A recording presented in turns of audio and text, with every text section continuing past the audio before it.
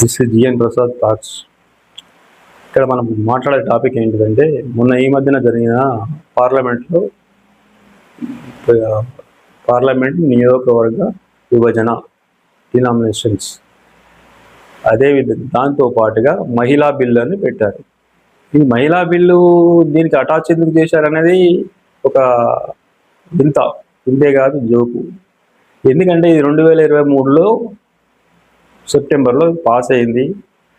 దీనిని పార్లమెంటులో ఉభయ సభలు ఆమోదించినాయి, చట్టమైంది, రాష్ట్రపతి ఆమోదం ముద్ర కూడా పడ్డది, చట్టంగా తయారైంది. అప్పుడు మన మోడీ గారు మాట్లాడుతూ ఏం చెప్పారంటే, ప్రపంచంలో ఎవరికి ఇవ్వని స్వేచ్ఛ మనం మహిళలకు ఇస్తున్నాం, 33% రిజర్వేషన్ ఇస్తున్నాం. ఇది ప్రతి మహిళ జీవితాంతం గుర్తుంచుకోవడమే కాకుండా తరతరాలు దీన్ని గుర్తుంచుకోవాలని చెప్పారు. ఇప్పుడు ఏం మాట్లాడుతున్నాడంటే, మహిళలకు అన్యాయం జరిగింది, మొత్తం ప్రతిపక్షాలు అన్యాయం చేసిరు, మహిళను చేసిండ్రు. అసలు యాక్చువల్గా బిల్ పాస్ అయిన తర్వాత అప్పుడే వీళ్ళకి రిజర్వేషన్ ఇస్తే అయిపోతుంది కదా. 543 మందిలో 33% అంటే 181 వస్తే సీట్లు ఇచ్చేస్తే అయిపోతుంది కదా. దాన్ని 2026 జనగణన అయిన తర్వాత వచ్చే ఎలక్షన్ల తర్వాత వీళ్ళకి రిజర్వేషన్ ఇస్తాము అనడం ఏంటి అంటే, వీళ్ళే ఫస్ట్ ఇవ్వడానికి ముంగట ఇష్టం లేదు వీళ్ళకి. ఎందుకంటే వీళ్ళు పురుషులు అనేది దగ్గుతారు కదా. 543లోకి వెళ్ళి వీళ్ళకు 181 ఇస్తే వీళ్ళ సంఖ్య తగ్గుతుంది. అదేవిధంగా ఈ నియోజక పునర్విభజన చేస్తే సీట్లు పెరిగితే ఆ దాంట్లోకి వెళ్ళి ఎక్కువ వచ్చిన దాంట్లోకి వెళ్ళి వీళ్ళకు 181 33% ఇస్తే బాగుంటుందని వీళ్ళ ఆలోచన. అయితే వీళ్ళు ఇప్పుడు బీజేపీ పార్టీ మహిళలకి ఎంతవరకు న్యాయం చేసింది అనేది మాట్లాడుకుంటే, ఇప్పుడున్న 543 సీట్లలో ఉన్న మహిళలు ఎంత? 31 మంది. అందులో వీళ్ళ మంత్రులు ఎంతమంది? 7. వీళ్ళు పరిపాలించే స్టేట్లలో ఒక్క మహిళా ముఖ్యమంత్రి కూడా లేరు, ఒక్క కాడ తప్ప. దాదాపు 20కి పైచిలకు ఉన్నాయి. అక్కడ అందరు మగవాళ్ళే. ఇక వీళ్ళు ఎంత క్రిమినల్స్ అంటే చాలా పెద్ద క్రిమినల్స్. వీళ్ళ మీద కేసులు ఏమన్నా ఉన్నాయి. మళ్ళీ వీళ్ళు కేసుల గురించి మాట్లాడతారు, కేసు గురించి, ఆ కేసు గురించి, ఇట్లా చేస్తాం అట్లా చేస్తాం. సౌత్ ఇండియన్ ఎంపీస్ కంటే నార్త్ ఇండియన్ ఎంపీస్ల మీద కేసులు మస్తున్నాయి. అదేవిధంగా 12 సంవత్సరాలు పాలించిన ఈ మోదీ గారు ఇంత అబద్ధాలు మాట్లాడడం అనేది ఒక చెప్పరాని విషయం అన్నట్టు ఇది. ఎందుకంటే అంత పెద్ద మేధావి, అంత పెద్ద అపరచానీకుడని చెప్పుకోబడిన మోదీ గారి పాలనలో 12 సంవత్సరాల్లో ఫస్ట్ టైం రాజ్యాంగ సవరణ బిల్లు వీగిపోతుందని తెలుసు, వాళ్ళకి మ్యాజిక్ ఫిగర్ లేదని తెలుసు. 326 మ్యాజిక్ ఫిగర్ లేదని వాళ్ళకి తెలుసు. అయినా బిల్లు పెట్టారు. ఎందుకంటే గెలిస్తే మాకు రేట్ వస్తుంది, మేము చెప్పుకుంటాం మేము చేసినాము. లేదు, వీగిపోతే ప్రతిపక్షాల వల్ల వీగిపోయిందని చెప్పడం అనేది. అయితే యాక్చువల్ ఏంటంటే, ఇప్పుడు వీళ్ళు అమిత్ షా గారు ఏం చెప్పారంటే, 50% పెంచిస్తాం ప్రతి రాష్ట్రానికి, సౌత్ ఇండియాకు ఎలాంటి నష్టం జరగదు అని చెప్పాడు. 50% ఇవ్వడం అంటే ఒక 100 సీట్లు, ఇప్పుడు ఆల్రెడీ ఒక 100 సీట్లు ఉంటే 100కు 50 కలిపి 150 సీట్లు ఇస్తారు రాష్ట్రానికి. ఇది చట్టబద్ధంగా లేదు, నడవది కూడా, రాజ్యాంగంలో ఇది లేదు. వీళ్ళు చెప్తున్నది జనాభా ప్రాతిపదిక మీద ఇవ్వాలి. జనాభా ప్రాతిపదికన ఇవ్వాలి అనుకుంటే ఇది సౌత్ ఇండియాలో జనం తక్కువ ఉన్నారు, నార్త్ ఇండియాలో ఎక్కువ ఉన్నారు. ఇది ఎందుకు జరిగిందంటే, ఇందిరాగాంధీ పీరియడ్లో కుటుంబ నియంత్రణ పాటిస్తూ ఇందిరాగాంధీ గారు ఒక స్లోగన్ తీసుకొచ్చారు. ఏంటిది? ఒక పిల్ల ముద్దు, ఒకరు ముద్దు, ఇద్దరు హద్దు అని. దాన్ని నార్త్ ఇండియా వాళ్ళు చాలా నెగ్లెక్షన్ చేశారు. సౌత్ ఇండియా వాళ్ళు దాన్ని అమలు చేసి జనాభా తగ్గించుకున్నారు. దీనివల్ల ఏంటంటే అక్కడ జనాభా పెరిగింది, ఇక్కడ జనాభా తగ్గింది. ఈ విధంగా ఈ పునర్విభజన చట్టం అనేది ఇందిరాగాంధీ 25 ఏళ్ళు పోస్ట్ పోన్ చేసి అంత లోపల చేసుకోవాలని చెప్పారు, ఒక 25 సంవత్సరాలు. ఇంకొక 25 సంవత్సరాలు వాజ్పేయి గారు మళ్ళా దీన్ని పెంచి దాన్ని పోస్ట్ పోన్ చేశాడు. 1971 నుంచి 2021 వరకు దీన్ని 50 సంవత్సరాలు పొడిగించారు, అయినా కాలేదు. ఈ 50 సంవత్సరాల్లో సౌత్ ఇండియాలో 11,50,00,000 మంది పెరిగితే, మొత్తం సౌత్ ఇండియాలో ఒక ఉత్తరప్రదేశ్లో 11,50,00,000 మంది జనాభా పెరిగింది. చూడండి, ఇప్పుడు ఎంత దారుణం, సౌత్ ఇండియా మొత్తానికి ఒక ఉత్తరప్రదేశ్ ఈక్వాలిటీ అయిపోతుంది. ఇప్పుడు ఎంపీ సీట్లు తీసుకున్నాం అనుకోండి, మన దగ్గర 17 ఉన్నాయి ఒక రాష్ట్రంలో, అదే ఉత్తరప్రదేశ్లో 80 ఉన్నాయి.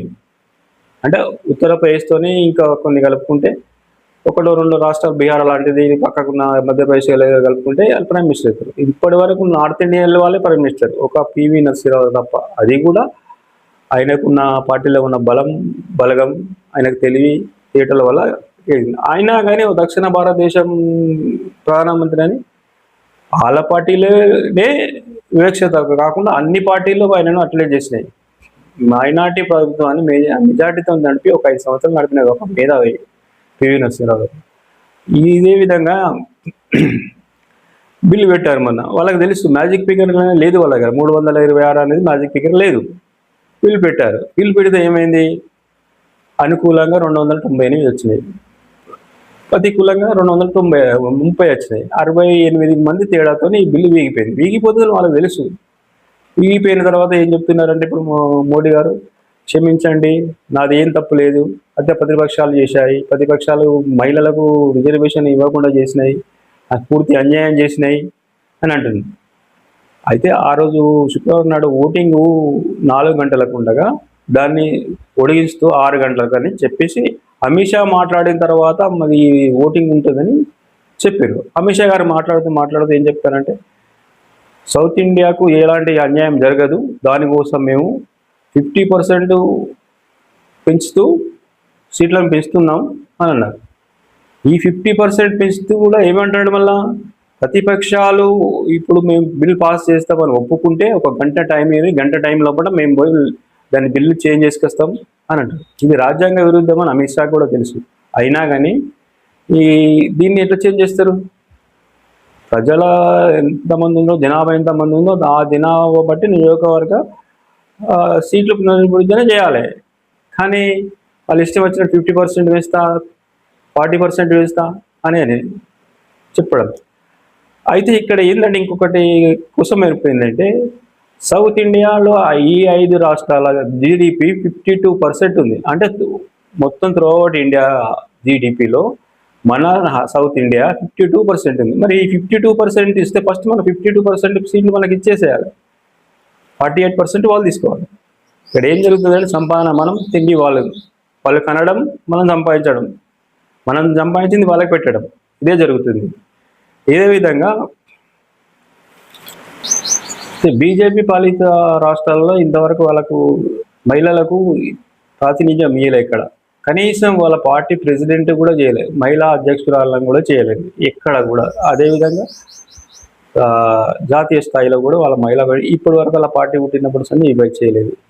సరే, పార్లమెంట్లో 543 ఉంటే అందులో 31 మంది మహిళలు. అందులో వీళ్ళ గవర్నమెంట్లో 7 మాత్రమే మహిళలు, ఎవరు మంత్రులు. వీళ్ళు ఎంతవరకు ఇచ్చినట్టు, మొన్న లాస్ట్ ఎలక్షన్లో 15% కంటే ఎక్కువ ఎక్కడ వేయలేదు రేషన్. అంటే అంతకంటే మొదలే బిల్ పాస్ అయిన తర్వాత కూడా దాన్ని ఖాతరు చేయకుండా ఒక 15% మాత్రమే ఇచ్చారు. అన్ని పార్టీలు 33% ఇస్తే వీళ్ళు మాత్రం 15% ఇచ్చారు. మరి బిల్లు పాస్ అయిన తర్వాత 2023లో సెప్టెంబర్లో బిల్లు పాస్ అయిన తర్వాత ఆ పర్సెంట్ ఇవ్వచ్చు కదా, దాన్ని తీసుకుపోయి 2026 జనగణన అయిన తర్వాత ఆ తర్వాత వచ్చే ఎలక్షన్స్ 2034 ఎలక్షన్లో ఇస్తారట. అంటే వాళ్ళు మగ సంఖ్య, నార్త్ ఇండియన్స్ ముఖ సంఖ్య తగ్గద్దని, స్త్రీలకు ప్రాతినిధ్యం ఇవ్వద్దని ఒక ఉద్దేశంతోనే వాళ్ళు ఆపుతున్నారు తప్ప అది వేరే ఏం లేదు. సో ఈ విధంగా మహిళలకు అన్యాయం అనేది ఈ విధంగా జరుగుతుంది. ఇది మొన్న జనగణన ఎట్లా చేసిండ్రంటే 131 రాజ్యాంగ సవరణ వీగిపోవడానికి కారణం ఏంటంటే, ఇది 2011 జనగణన ఆధారంగా చేసుకున్నారు. ఓకే, అది 2011లో చేసిన జనగణన ఆధారంగా రాజ్యాంగ సవరణ 131 పెట్టి రాజ్యాంగ సవరణ చేశారు. ఈ బిల్లు పోతుందని తెలుసు వాళ్ళకి. అయినా కానీ మళ్ళీ ఏదో చెప్పి ఈ 4-5 రాష్ట్రాల ఎలక్షన్స్ ఉన్నాయి కదా, ఈ ఎలక్షన్ల కోసం ఈ మహిళా బిల్లు, దీనికి నియోజకవర్గ పునర్విభజన బిల్లుకు అటాచ్ చేస్తే కొంతవరకు గెటాన్ కావచ్చు అని ఒక అపరచాణిక్య తెలివితేటతోని